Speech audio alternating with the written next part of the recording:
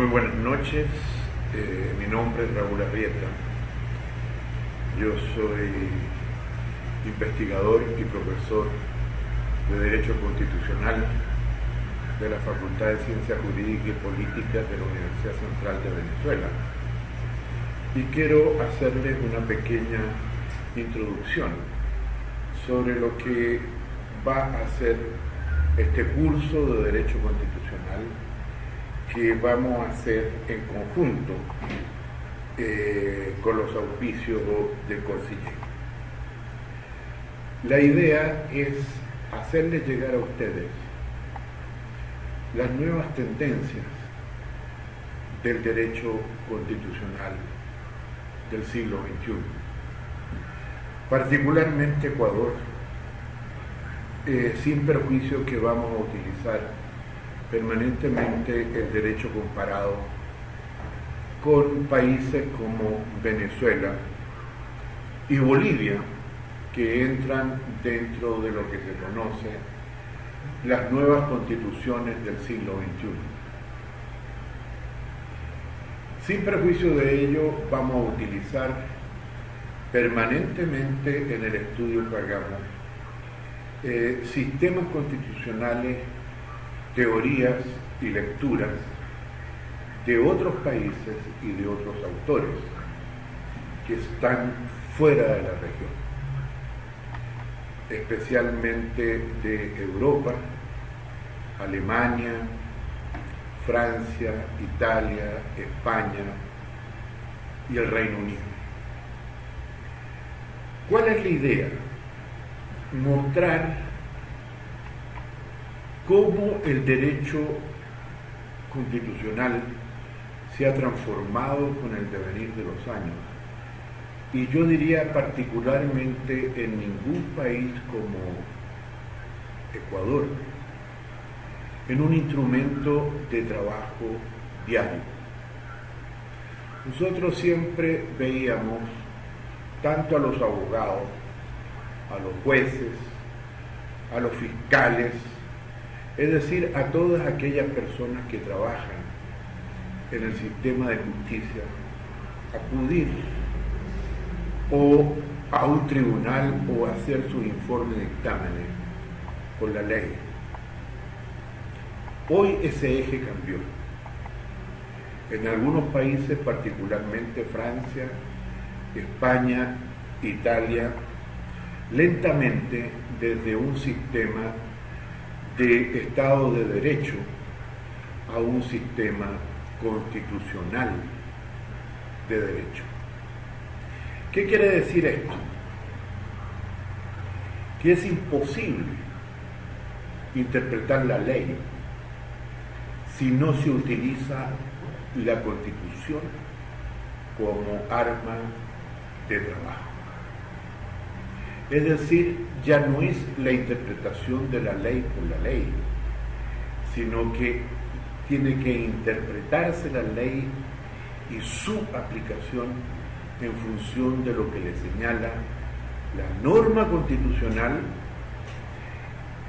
y la evolución de la jurisprudencia, ya sea de los tribunales constitucionales, como en el caso de Ecuador, de Bolivia, que tienen tribunales constitucionales, mientras que en Venezuela lo hace una sala del Tribunal Supremo de Justicia.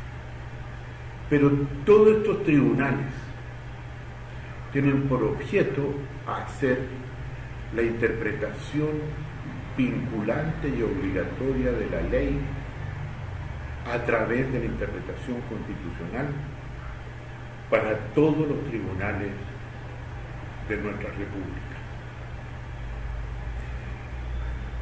En Estados Unidos, esta es una vieja tradición que se inicia con el juez Marshall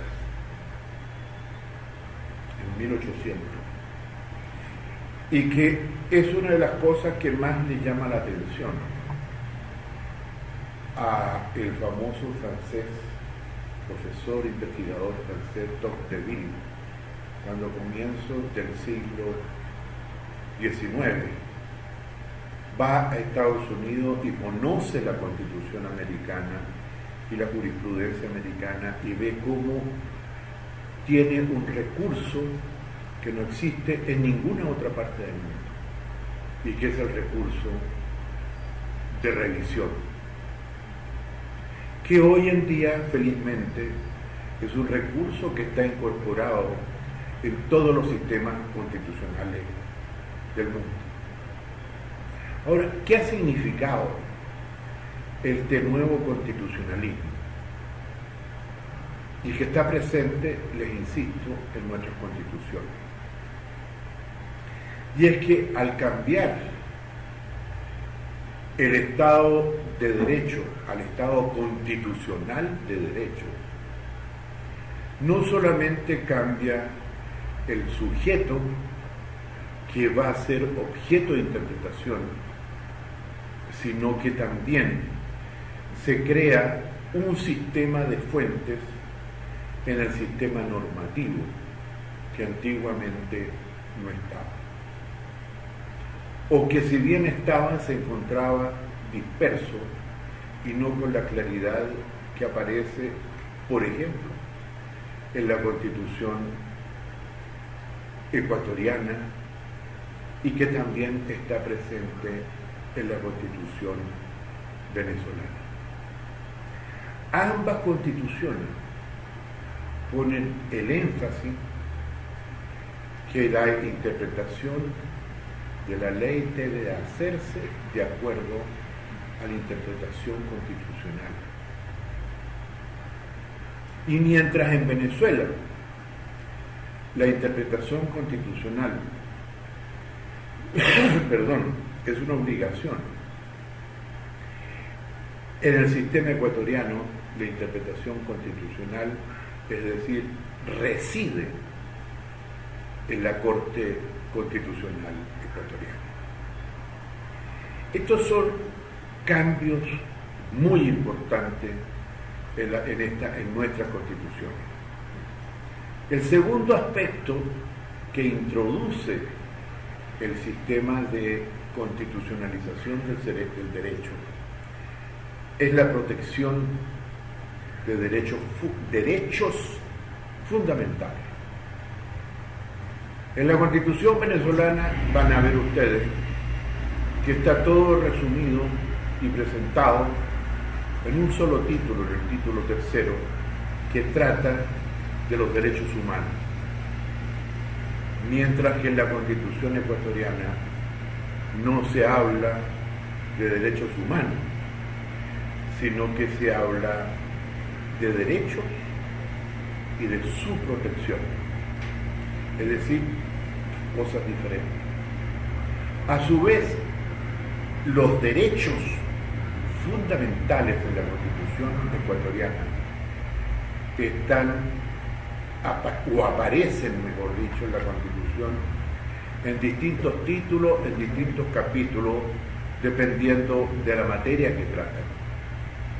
Eso conlleva un aspecto extremadamente moderno, porque en las constituciones, e incluso en las constituciones en las cuales se adopta el sistema de constitucionalización del derecho, se distinguen, yo diría, tres tipos de derecho constitucional: el derecho constitucional institucional, el derecho constitucional normativo y el derecho constitucional sustancial. Estos tres derechos son los que corresponden a los tres objetivos del derecho constitucional: el derecho constitucional moderno, las instituciones, las normas y las libertades. Ustedes se preguntarán por qué mi insistencia en las libertades y no en derechos. Porque las libertades comprende tanto los derechos fundamentales tradicionales como se estudiaban o se estudian en las constituciones europeas, particularmente la francesa, la alemana, la italiana, sino que además comprende un desarrollo que nosotros hemos adoptado directamente, que es lo que conocemos como derechos humanos. Esto es realmente un giro muy importante, porque demuestran que el constitucionalismo del siglo XXI retoma al ser humano como el núcleo duro de las constituciones. Y no es la ley el núcleo duro. El núcleo duro es el ser humano con todas sus libertades y consecuentemente con la protección que le impone el Estado. Yo, de lo que he estudiado en el derecho comparado, no hay ninguna constitución en el mundo que sea más normativa que la Constitución ecuatoriana. No hay ninguna constitución que no sea más poder centralizado que la Constitución ecuatoriana.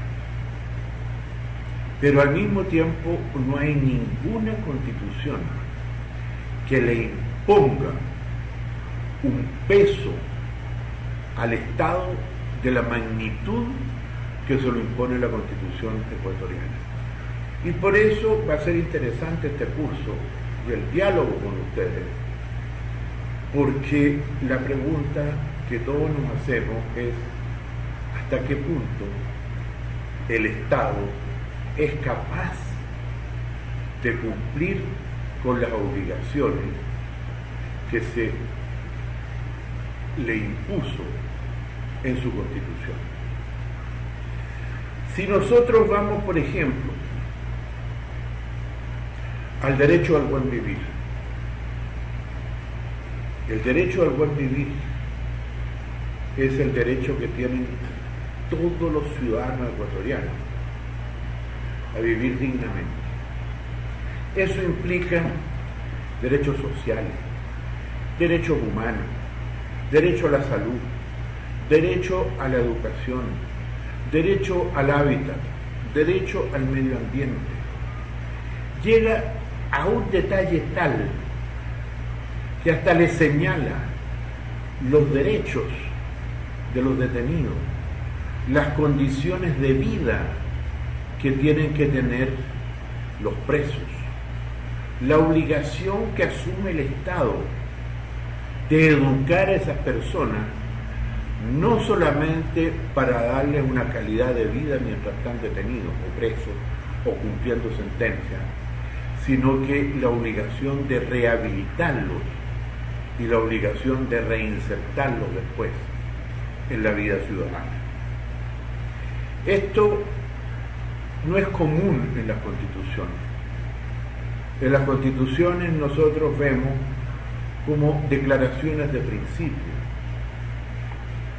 En el caso de la Constitución francesa, la Constitución francesa parte de la Declaración de los Derechos del Hombre y del Ciudadano de 1789, con una serie de incorporaciones que se le hacen más adelante, como es la Declaración de Principios de la Constitución de 1946, o como son algunas sentencias que equiparan las libertades y sobre todo insisten en las igualdades, la igualdad entre hombre y mujer. Leyendo la jurisprudencia francesa, me viene un recuerdo que quiero compartir con ustedes, una famosa sentencia del Consejo Constitucional que se plantea con respecto a las obligaciones que se le imponen a las órdenes de religiosas mujeres y a las órdenes religiosas de hombres.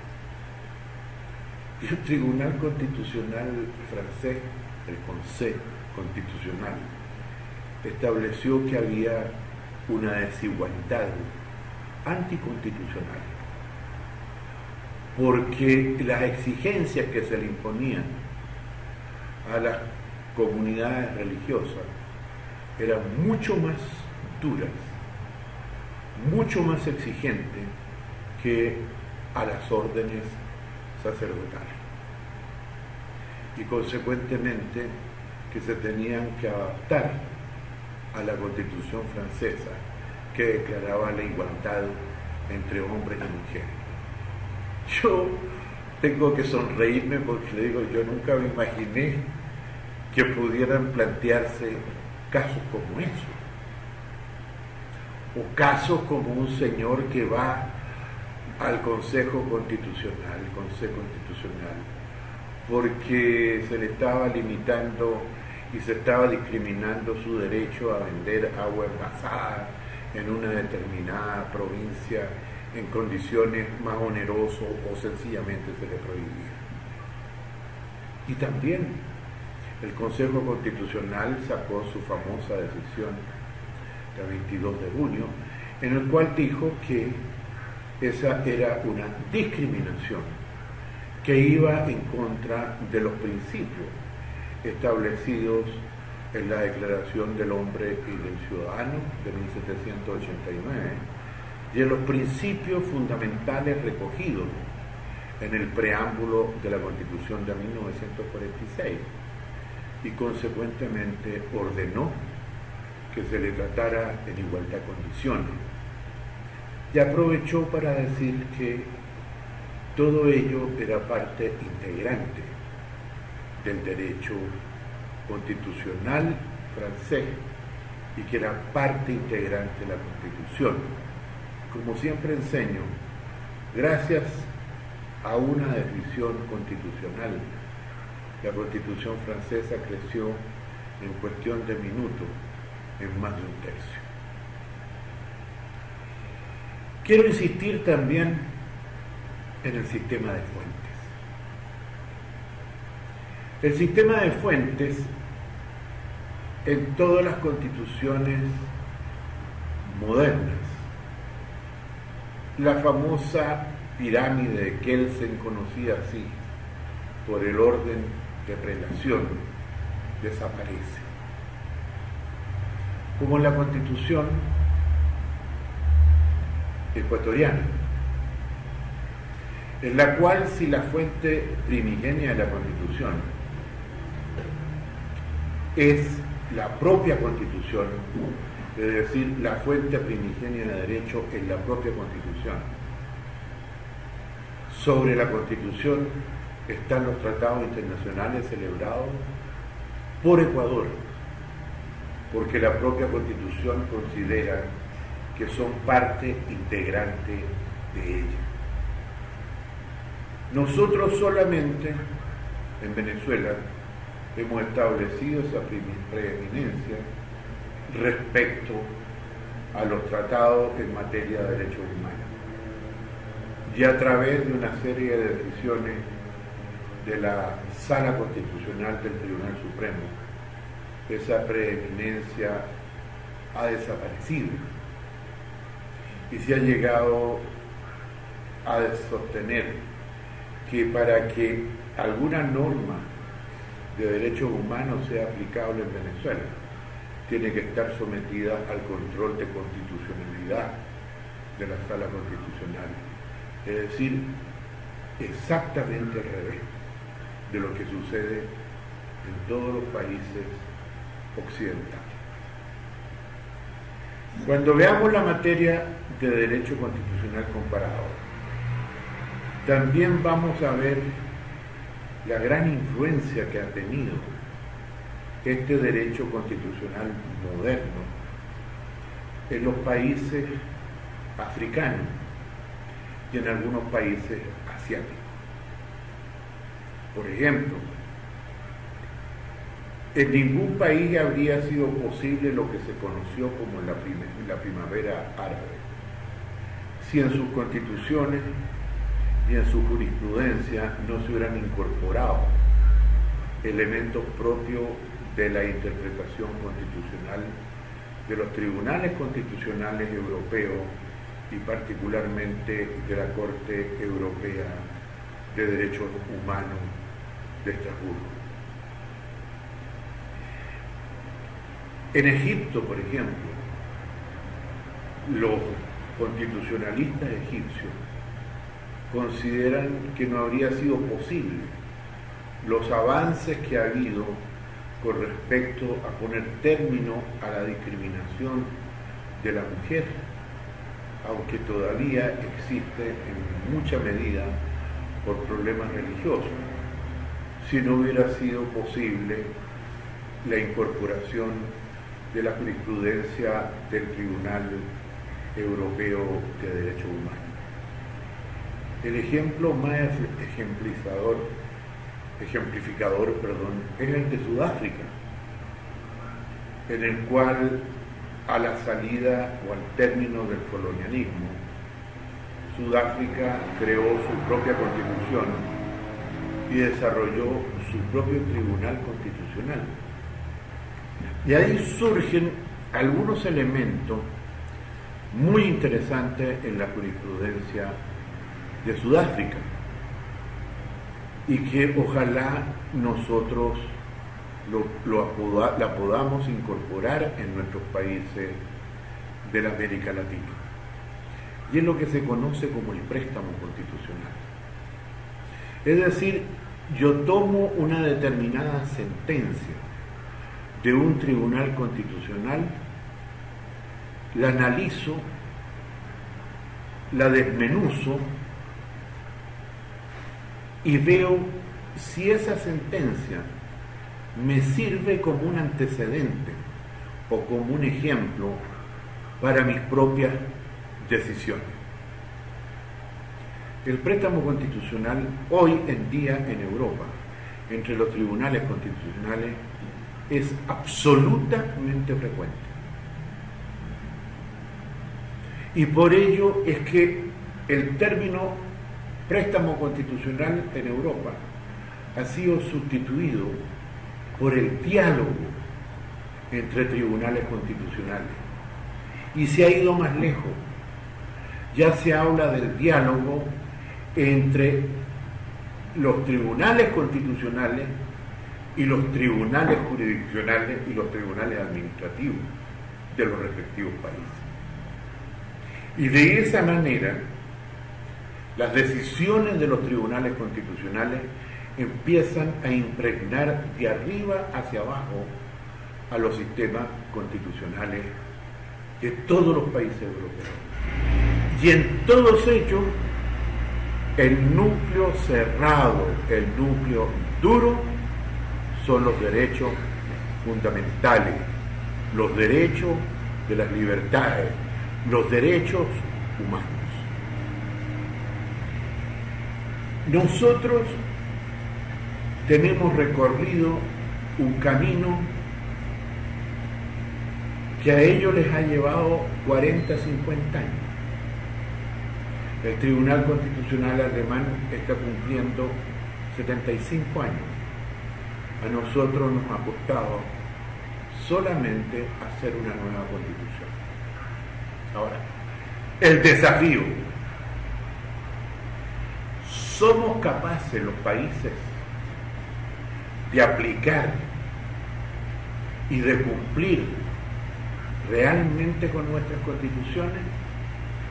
¿O van a seguir siendo como antaño unas declaraciones de principio impresas en forma muy elegante, con distintas encuadernaciones, desde las más baratas hasta las más caras, que se muestran y dicen, esto es lo que dice mi Constitución, y nadie cumple la Constitución. Por ello es tan importante que ustedes aprendan que la Constitución es una herramienta de trabajo, es una herramienta con la cual tienen que desenvolverse en la profesión. Y ello es mucho más fácil en los profesionales jóvenes que en los viejos. Mi experiencia en Venezuela es que son muy pocos, por decir casi nulos, los abogados que saben trabajar con la Constitución y siguen anclados en los viejos principios del principio de legalidad y no en el principio de la constitucionalidad. El día que los abogados, los jueces, magistrados, fiscales aprendan a trabajar con sus constituciones, van a aprender a impregnar y a aplicar el resto de las leyes.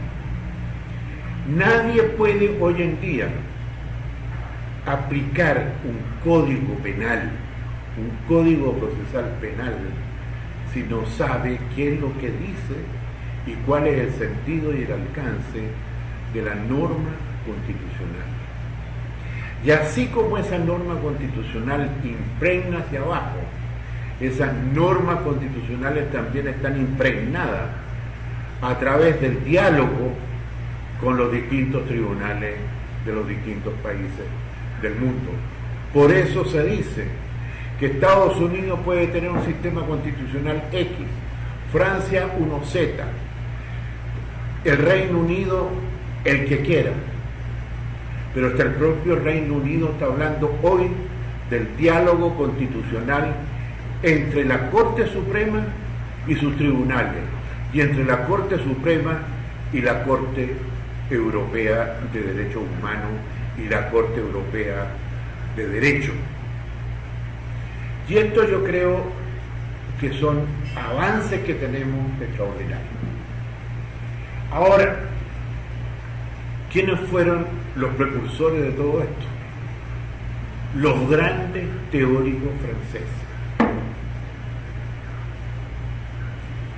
¿Quiénes fueron los grandes precursores de todas las instituciones modernas? Los ingleses. ¿Quiénes son los precursores de la constitucionalización material de derecho en las constituciones? Los venezolanos, los ecuatorianos y los colombianos.